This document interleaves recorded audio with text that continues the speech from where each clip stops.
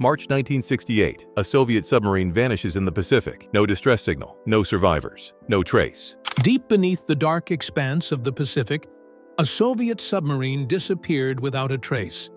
And for decades, its fate stayed buried. Until now, a tangled Cold War puzzle, long thought unsolvable, has finally been cracked wide open. The truth is stranger, darker, and far more dangerous than anyone imagined. What investigators uncovered doesn't just explain why K-129 vanished. It raises a chilling question about what was set in motion that fateful day. Hidden in the wreckage lies a secret so explosive, it could have rewritten history. Prepare yourself as we dive into the Soviet K-129 mystery, finally solved, and it was worse than we thought. K-129's secret patrol orders, K-129, was one of the Soviet Union's most formidable assets during the height of the Cold War. A Golf II class ballistic missile submarine, it was a testament to Soviet naval engineering, with a length approaching 300 feet and a displacement of around 2,800 tons. Powered by diesel-electric engines, K-129 was designed for long-duration submerged patrols that balanced endurance with stealth. Its hull was built to minimize its acoustic signature, allowing it to navigate unnoticed under vast stretches of ocean while remaining undetectable to U.S. surveillance networks. 3 launch tubes housed R-21 ballistic missiles fitted with nuclear warheads, while its complement of torpedo tubes carried both conventional and nuclear-capable torpedoes. Every element of its design reflected the Soviets' commitment to placing nuclear firepower as close to U.S. shores as technically and strategically feasible. The Soviet leadership viewed submarines like K-129 as instruments of both power projection and strategic deterrence. Throughout the Cold War, they faced the challenge of keeping pace with American technological advances, especially as U.S. anti-submarine warfare capabilities improved. Deploying submarines deep into the Pacific was a deliberate strategy to counter these advantages, allowing Soviet submarines to stake out patrol areas where they could remain hidden and ready to strike if necessary. K-129 was part of this broader strategic pattern, a vessel intended to establish a credible nuclear threat as a counterweight to NATO and American naval power. Its presence beneath distant seas was a quiet reminder that any aggressive action against the Soviet Union could provoke a devastating retaliatory blow. While specific details on K-129's missions and orders are still held closely guarded in the declassified records, it is widely thought that the 1968 patrol operated in conformity with these Cold War doctrines. The sub was required to go to its assigned patrol box, an area chosen for its distance from Soviet coasts and proximity to the U.S. West Coast, and there to remain in complete radio silence pending further orders.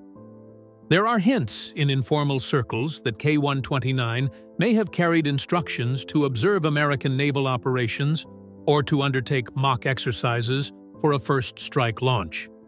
Documentation never fully substantiates these allegations, and the Soviet government has never acknowledged anything but a routine patrol. Whether such options constituted part of any plan remains, however, open to debate.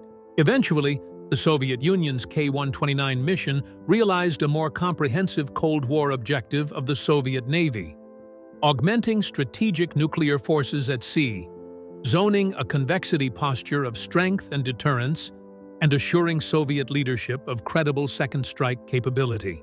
The covert deployment of the sub did much to symbolize a tense moment when the superpowers set out to project absolute resolve and employ every military asset in the quest for strategic balance.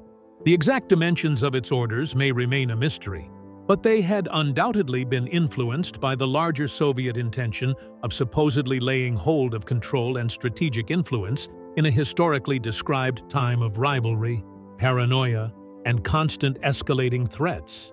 Yet what unfolded after that last transmission would send shockwaves far beyond the Soviet chain of command. Sudden silence at sea. When K-129 failed to send its scheduled radio check-in, the mood at Soviet Naval Command shifted from routine to alarm. Communications protocols for ballistic missile submarines were strict and meticulously followed. A missed transmission was not just an oversight, but a potentially dire signal.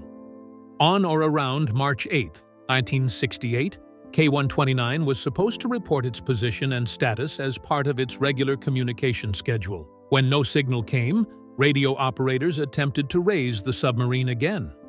After repeated attempts failed, concern escalated quickly through the ranks of Soviet leadership.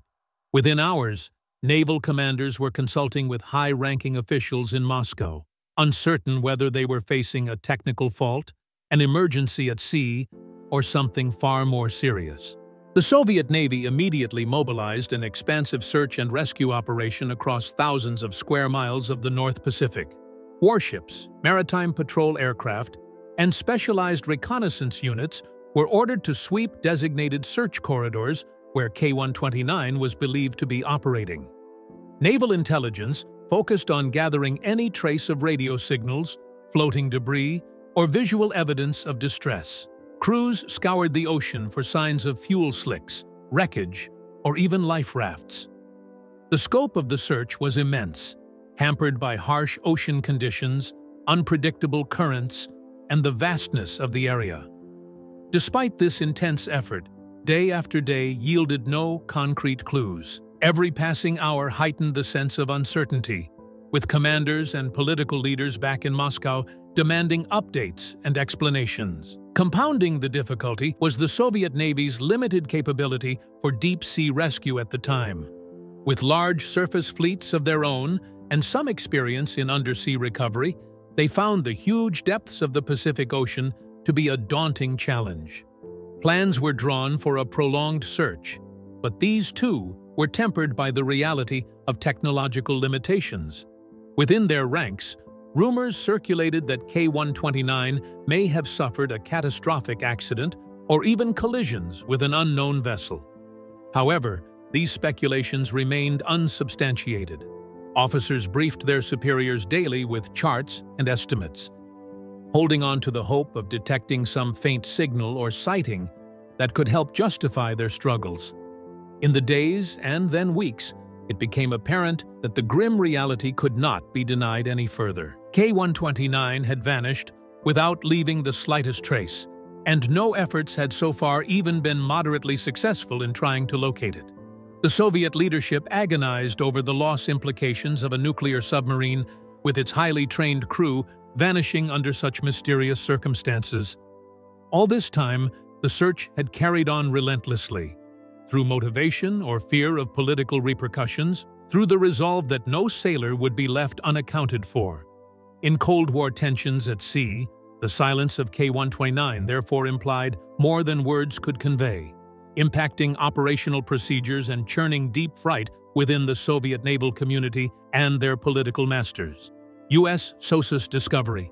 By the late 1950s, the United States had constructed one of its most advanced and clandestine defense systems, the Sound Surveillance System, or SOSUS.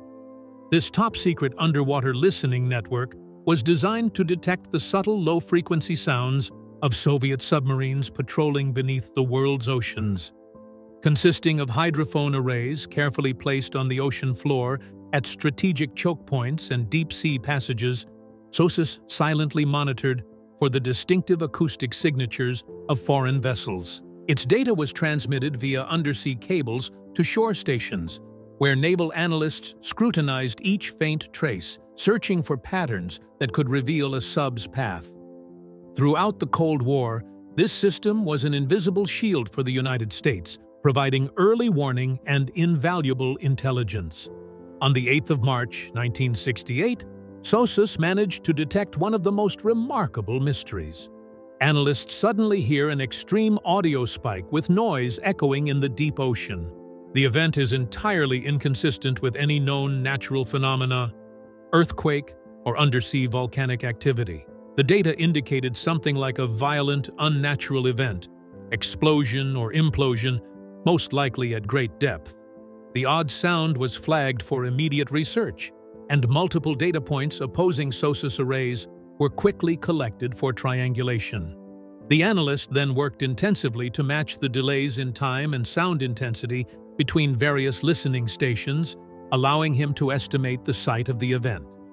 Navy experts have been able to pinpoint the exact area of the signal's location using sophisticated acoustic ranging methods, which have been developed over years of improvement to a general area in the North Pacific Ocean, about 1,560 miles northwest of Honolulu. This was not a busy shipping lane. It was merely a stretch of ocean measured more than 16,000 feet deep in places. Even more remarkable was the precision with which this event had been pinpointed. By virtue of careful calibration and years of legacy expertise in the interpretation of deep-sea acoustics, the U.S. Navy had a credible fix on the likely location of a Soviet submarine disaster long before any public reports or Soviet admissions of an event occurring. Insiders continued to discuss whether this was K-129, though intelligence officers were not willing to share their opinions openly at that time. The identification of the rough wreck location highlights the vital importance of SOSUS to the United States' national security. The United States, without ever having to move its shore stations, had obtained a uniquely clear acoustic picture of a distant underwater event. Even in the absence of further confirmation, it had valuable clues for U.S. naval intelligence on Soviet naval operations, capabilities, and possible vulnerabilities. In essence, the detection proved that America's silent ear beneath the ocean has become one of the most potent strategic tools. It can hear the unobserved and unheard moves of its opponents deep below the waves. The race for the wreck. Once K-129 vanished without a trace, Soviet Naval Command initiated one of the most urgent search operations in its history. The Soviet Navy mobilized every available asset: surface warships, reconnaissance aircraft, and oceanographic vessels towards the estimated last known position of the submarine.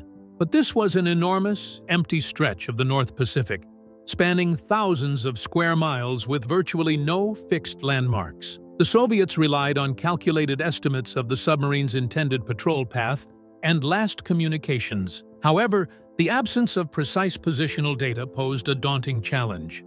Without a confirmed explosion site or distress beacon to guide them, search teams struggled to focus their efforts.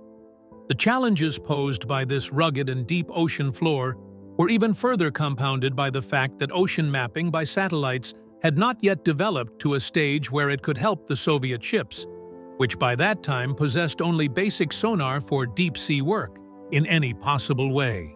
Naval ships methodically worked over the seabed using echo sounders and dragging various types of specialized gear in the hopes of finding some anomalous shapes or scattered debris. There were reserves of submarine rescue craft should a positive detection of wreckage be made. However, it was never needed.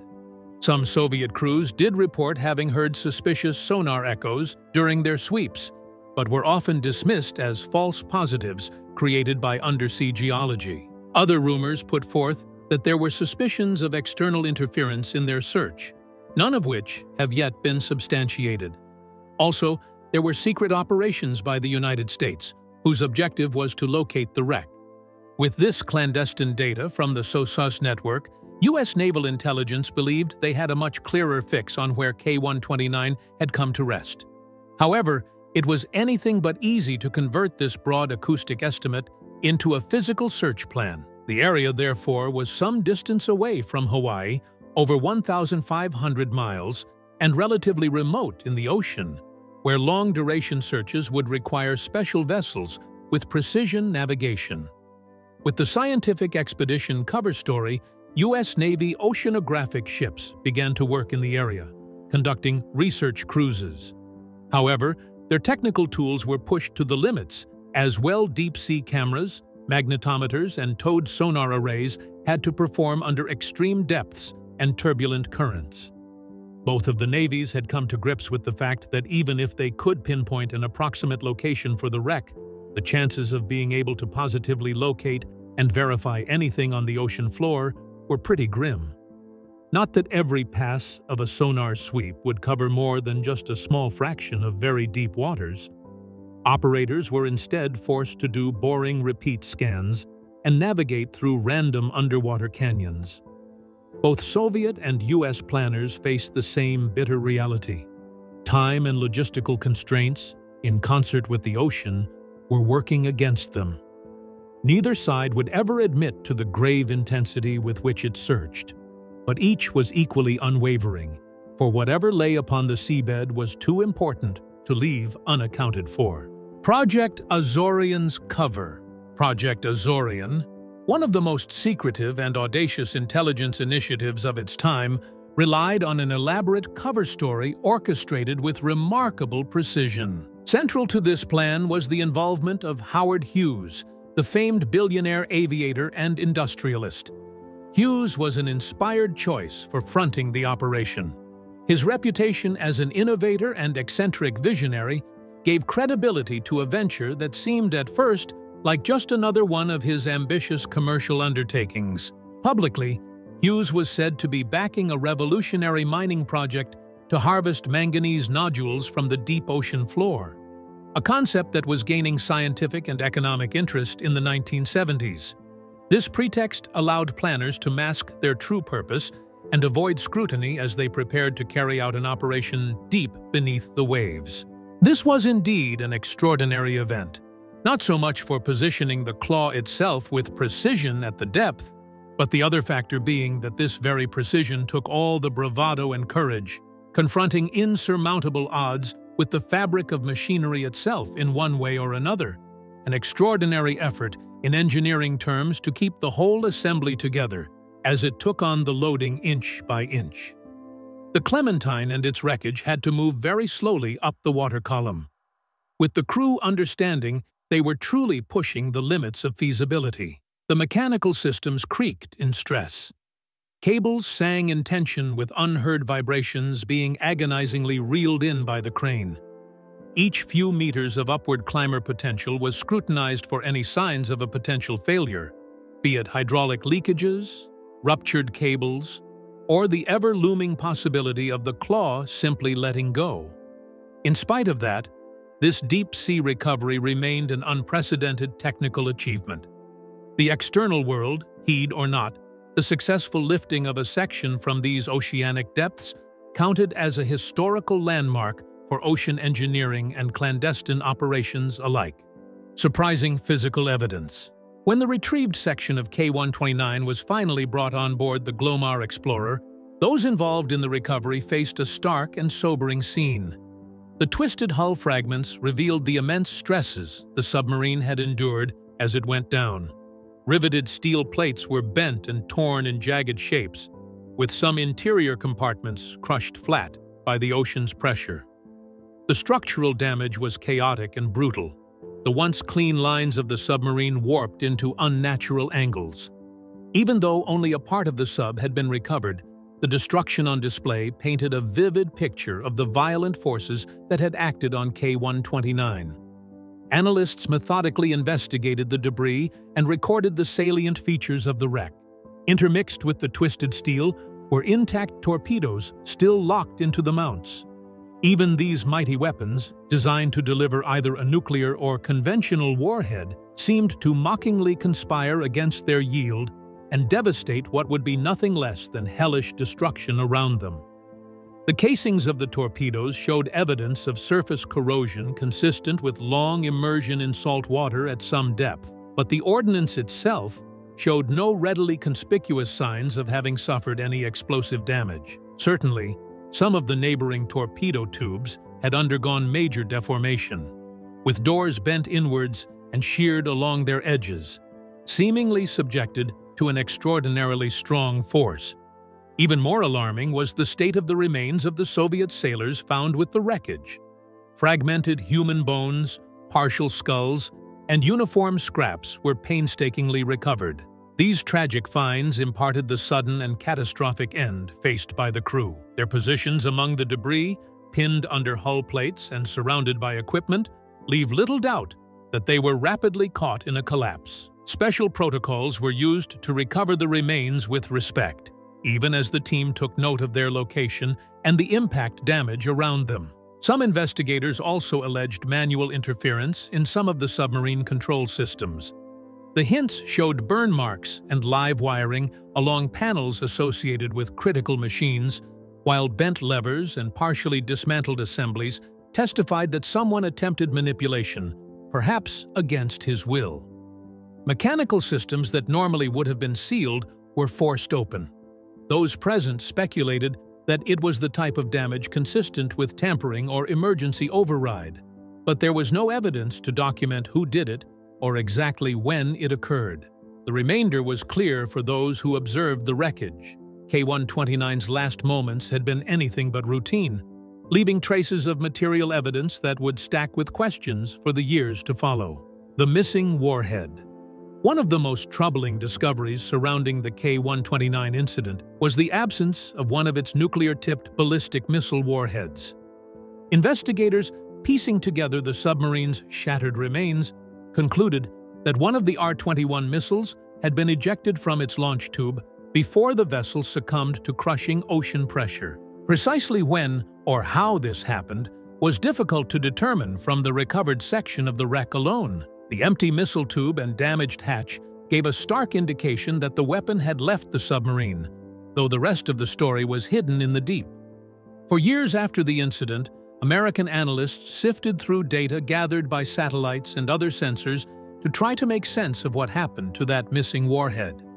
Among the most significant pieces of evidence was a brief heat signature detected by U.S. satellites over a remote stretch of ocean at roughly the same time as K-129 was lost. At the time, this anomaly was logged as an unexplained thermal event with no apparent cause.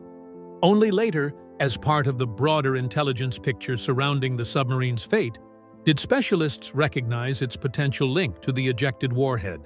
Rumors persisted that this heat spike might have been caused by the descent of the nuclear device itself into the ocean. Yet, the warhead remains unfound even after years of analysis and technological advances that followed the war. The specific depth of the ocean there was over 16,000 feet, just what recovery or verification attempt becomes immeasurably difficult. Even the most sophisticated survey equipment has serious limitations in exceedingly harsh environments such as these, especially when one is looking for a small object, like a warhead. Till today, it is said that most specialists possibly it may lie undisturbed on the seafloor, miles away and away from any shipping routes or human activity. Other stories assert that someone could have quietly taken the weapon long ago, but no credible evidence has come up to prove these claims. Internal sabotage theories. As investigators studied the wreckage and pieced together fragments of the Soviet submarine K-129's final moments, one troubling possibility began to gain serious attention: that something had gone terribly wrong inside the submarine itself. Even without the full hull, analysts noted peculiar damage patterns and evidence suggesting that the crew might have been engaged in an emergency response that had escalated rapidly. This raised questions about what could have prompted such chaos. Some intelligence reports suggested a catastrophic equipment failure, a sudden mechanical issue spiraling into disaster, while other, darker scenarios emerged. Rumors circulated that someone on board might have acted against orders or even attempted a mutiny, forcing the situation into a deadly spiral. One of the most persistent and unsettling theories was that an unauthorized launch attempt had occurred just before the submarine was lost. Scrutinizing damaged control panels and scorched wiring in sections of the wreck suggested that an emergency ignition sequence may have been triggered and then abruptly terminated. Investigators proposed that such a sequence could imply someone had either overridden safety protocols or attempted to fire a nuclear-tipped missile outside of its authorized chain of command. Even if such an action was quickly stopped, it could have caused critical malfunctions or onboard fires, leading to the devastating internal damage that was observed. Rumors of an attempted launch persisted, although they were never officially confirmed. Other considerations center on conditions of discipline and morale for the crew under tense Cold War circumstances. Some commentators argued that long patrols and scrutiny from the political authorities, especially the fear of being detected, could have been psychologically taxing on those on board. Failure of order might explain damaged control systems and signs of hasty, ill-planned repairs revealed during forensic examination. There were rumors that possible disagreements among officers or fear of detection by U.S. forces may have prompted hasty decision-making or even conflict on board. While unsubstantiated, these allegations paint a picture of an environment where the human factor could have been every bit as lethal as technical failures. And as speculation about what happened inside the submarine continued to grow, the silence that followed above the waves would hide its own carefully constructed secrets. The secret aftermath. In the years following the mysterious loss of K-129, the United States Central Intelligence Agency adopted a strict policy of neither confirm nor deny, a phrase that would become known as the Glomar response. Every inquiry from journalists, lawmakers, or foreign governments was met with this cautious reply, intended to reveal nothing about the covert operation or its results.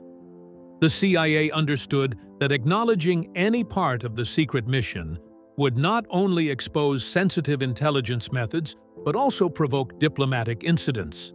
This deliberately contrived ambiguity became a linchpin of American policy, enabling the agency to shield its intelligence-gathering capacity while, in the public domain, all questions were left unanswered. Meanwhile, Soviet leaders, harboring grave suspicions of U.S. activities in the Pacific Ocean, imposed quiet pressures on their American counterparts through the latter half of the 1970s and throughout the 1980s. Soviet naval planners and diplomats would ask their American counterparts about U.S. propaganda, but usually got vague or evasive answers. Rumors in Moscow's defense circles were that Washington had successfully executed some kind of clandestine recovery. However, the absence of official confirmation left Soviet officials to work with little more than fragments and speculation. The distrust engendered by this continued to exacerbate diplomatic tensions long after the Cold War ended, with both sides being careful not to turn their accusations into open confrontations that would endanger their fragile relationship. One of the few peeks given into the murky history came in 1992, almost 20 years after the secret recovery attempt. The U.S. intelligence community released footage of a burial-at-sea ceremony aboard the Glomar Explorer. In the film, American sailors salute the remains of 6 Soviet submariners recovered from the ocean floor. A chaplain leads the ceremony as U.S. and Russian flags hang side by side. The event was presented as a respectful tribute to the lost Soviet crew. It symbolized a long-overdue acknowledgement of their sacrifice. And that's the shocking end of this story.